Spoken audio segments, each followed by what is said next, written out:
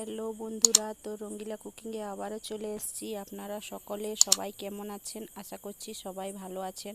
তো আজকে আমি একটা দারুণ রেসিপি নিয়ে এসেছি। তেল ও হলুদ ছাড়াও এই রেসিপিটি আমি বানিয়ে আপনাদের সামনে দেখাবো বন্ধুরা।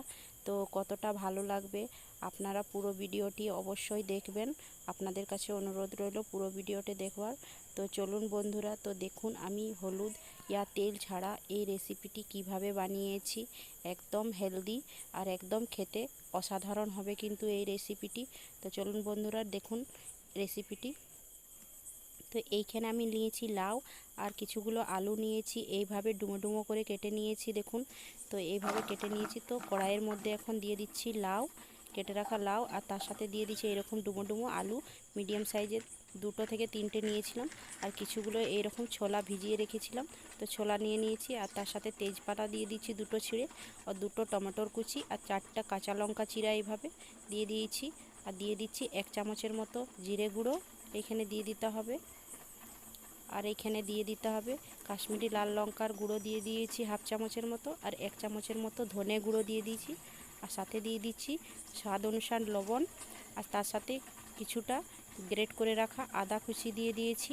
আর অল্প পরিমাণে আমি এখন জল দিয়ে দিচ্ছি। তো জল দিয়ে খুব ভালোভাবে এখন মেখে নেব। তো এইভাবে করে খুব সুন্দর করে এখন মেখে নিয়েছি দেখুন বন্ধুরা। তো এইভাবে মেখে নিয়েছি। তো আবারও একটু অল্প করে একটু জল দিয়ে দিচ্ছি এখানে। তো জল দিয়ে আমি গ্যাসের উপরে চাপিয়ে দেব। তো একটা ঢাকন দিয়ে এখন ঢাকা দিয়ে দিব, 5 মিনিটের মতো সেদ্ধ করে নেব আমি এখানে। তো দেখুন 5 মিনিট পর আবার ঘুরে এসেছি।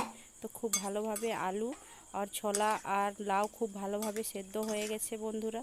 তো এইখানে খুব সুন্দরভাবে হয়ে গেছে। তো এখানে হলুদ আর তেল ছাড়া আমি এই রেসিপিটি বানিয়েছি। তো উপর থেকে কিছুগুলো ধনেপাতা কুচি দিয়ে দিচ্ছি। তো ধনেপাতা কুচি দিলে ওর স্বাদটা খুব দুগুণ বেড়ে যাবে।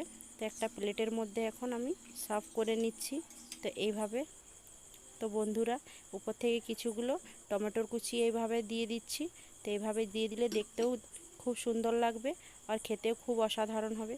তো বন্ধুরা এই রেসিপিটি আপনাদেরকে কেমন লেগেছে অবশ্যই একটি লাইক করে দেবেন।